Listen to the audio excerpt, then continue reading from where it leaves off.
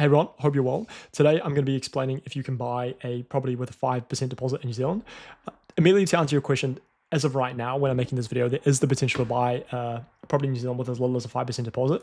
I bought my first home with a 5% deposit. You might have already seen the video already. I'm pretty sure I would have posted it on here. I bought my first home for $327,000 and my loan was $310,000. However, that being said, buying with a 5% deposit does come with a lot of conditions from a lender's point of view, right? The reason why is, say, for example, if you're looking at buying a property for, let's say $500,000, 5% of $500,000 would be $25,000, okay? Your loan would be $475,000.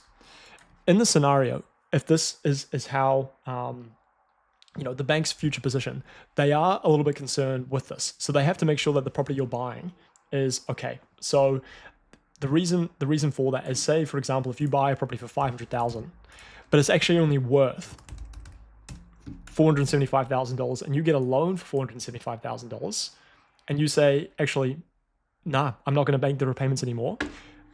The lender is really, really exposed, because if worse comes to worse, they actually might need to sell your property because they need to try and get their funds back from this loss that they're going to be incurring.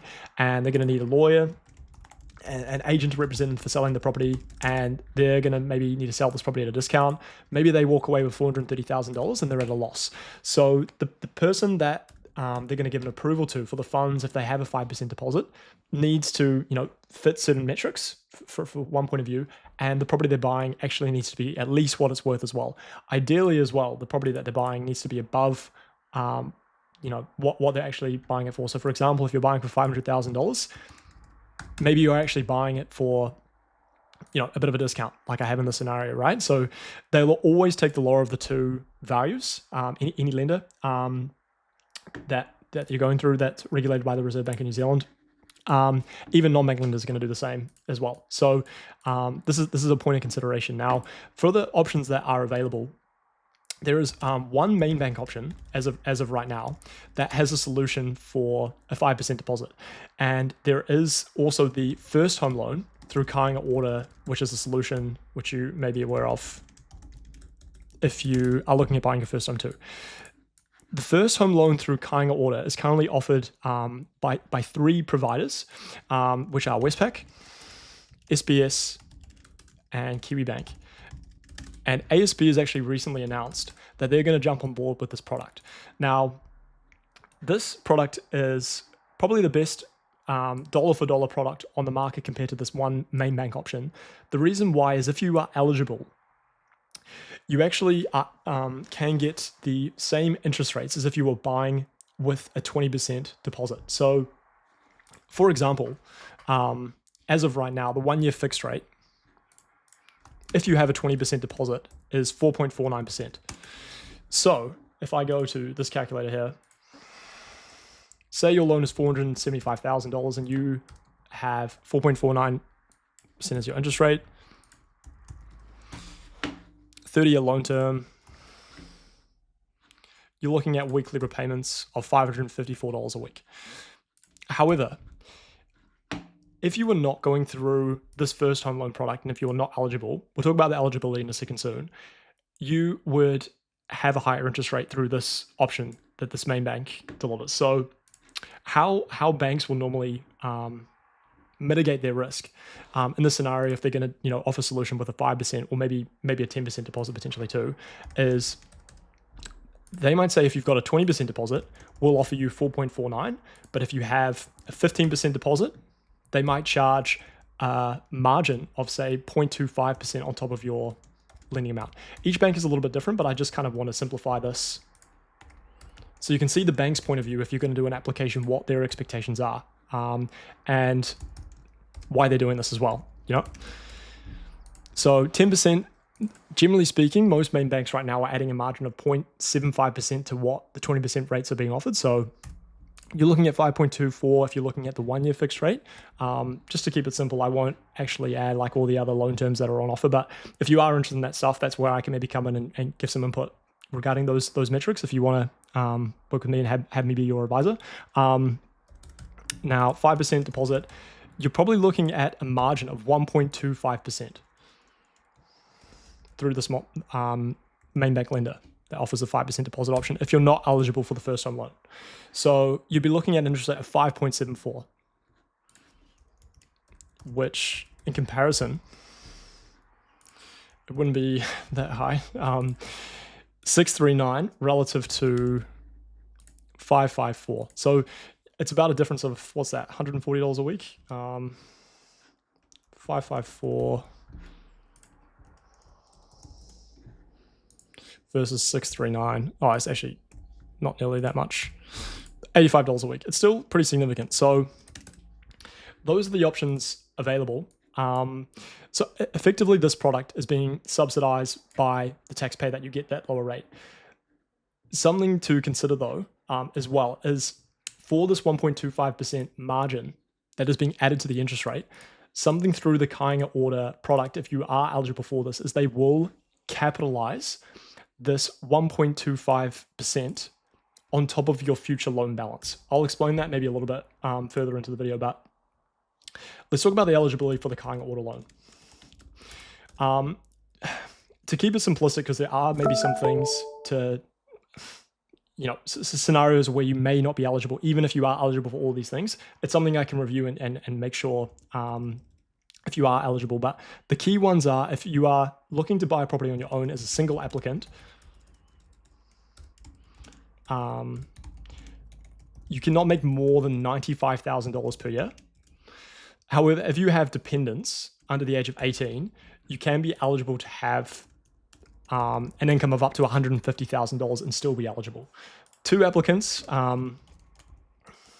there is a cap of $150,000 within 12 months. So that's one of the criteria to be eligible for this Kāinga Ora product and have as little as a 5% deposit. The other is you need to have no more personal debt of, it's either between $10,000 to $15,000. I think it may depend from bank to bank, but it's somewhere within that range. So if you have more than $15,000 of debt, they won't approve you for this product. So that's another condition.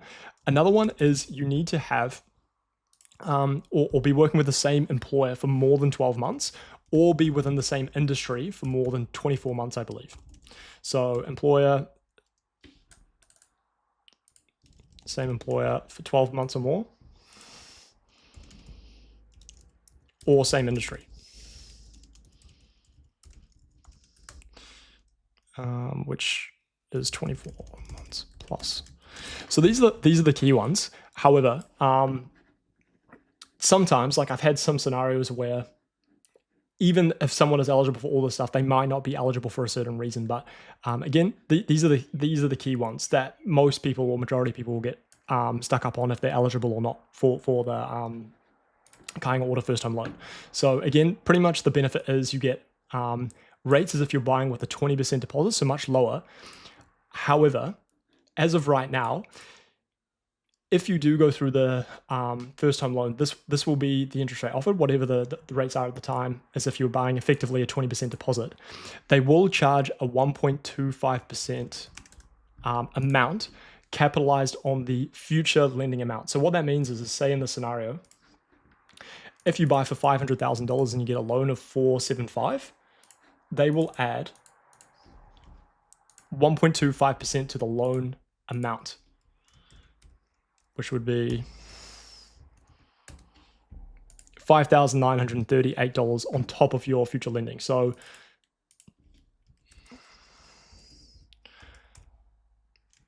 plus 475. So this is what your future loan would actually be, and you'd be on 4.49 if you go through this product. Whereas you'd be on, say, 5.74 or have a margin of 1.25% on whatever the rates are at the time with the 20% deposit. So those are some options there. There aren't really any non-bank lenders that are offering a solution for a 5% deposit. But the thing is, for any of these banks, is they are very exposed in this scenario, right? So they are going to be very particular about the security or whatever property you are buying, right? So any properties that maybe need structural work or maybe the cladding is no good or the roof needs to be repaired and you don't have the cash to correct those problems, they're not going to be so keen for you to just have only a 5% deposit, right? Like if you're buying a property for 500K, your debt is 475, and you don't actually have, you know, the 20, 30K to repair the roof, and then you default on the repayments, you know, the bank now needs to sell the property and the property needs a whole bunch of work. It's just going to put them in a tough position and they're not going to do that deal. And some other things to consider as well. If you are going to be buying with a 5% deposit, one requirement that the bank will have for you is that you'll need to get what's called a registered valuation. That's going to cost around about $1,000. Now, this isn't something you need to do urgently. It's actually something I encourage my clients to do as like the last step of the piece if they do secure a property potentially. So a way of how, and what I mean by that is, normally if I'm working through a client and helping them buy their first home, is I will try and get them what's called a pre-approval initially. This is basically just a letter from the bank saying you can buy for up to X amount. That's effectively all it is. So it gives a bit of clarity and confidence of actually what you can do, and the bank saying, yep, we're keen to give you the funds. A pre-approval can actually only be obtained right now through the Kāinga Ora first home loan. So if you were maybe say not eligible for this and you want to buy a property maybe through this main bank solution, they won't currently do it for a pre-approval as of right now. But Kāinga Ora will. So if you want to have confidence of what you can buy for, that's normally what I would encourage, getting a pre-approval. Other banks, or the other bank solution with a 5% deposit, they will require what's called a live deal. A live deal is essentially you have had an offer accepted on a property that you're looking at buying. So you might say find a property for 500K like I mentioned, and you might make an offer on this property at 500K on the condition that you can have finance arranged. So that way you're still protecting yourself, because you might not necessarily know with 100% clarity that you can actually go through this acquisition. So you might say, okay, I'll offer 500K, but I need to have 10 working days to go through this main bank solution to see if I can get the finance. And that's something I could, you know, help you with as a mortgage advisor or mortgage broker. And it's something another mortgage broker could do for you as well, if they have the understanding and relationship with that main bank solution. So that's effectively how all of that works from my end. And then through the stages of if you can secure finance or not, that is when you would look to obtain the registered valuation, because it will be a condition that any bank that is giving you an option for a 5% deposit for you to have. And that's going to cost you about $1,000 in New Zealand as of right now when I'm making this video. To get a registered valuation order, it takes about 3 working days. So normally what I would do for a client of mine is I would try and get them finance approved within this period. So maybe a pre-approval initially. And then maybe once they've had an offer accepted, potentially with the clauses to protect themselves, I would then look to maybe order the registered valuation closer to the time, so they're not out of pocket, say that $1,000, right? But it is something that the bank will require to give the funds to verify that the property they're buying is actually worth what it's buying. So it's something to consider. But yeah, if you guys found this video helpful today, and you want to maybe know more and see if you're actually eligible to buy maybe up to these figures, or maybe even potentially more, or other information, maybe if you have more than a 5% deposit, we can address that and look through it. If you want to maybe have a video conversation with myself, we can go into detail with that. I'll leave all the details to reach out to me in the description. And if you actually just want to learn more, maybe you don't want to work with me, I'll leave other videos on the screen so you can check them out, and feel free to watch and binge through them. Cheers.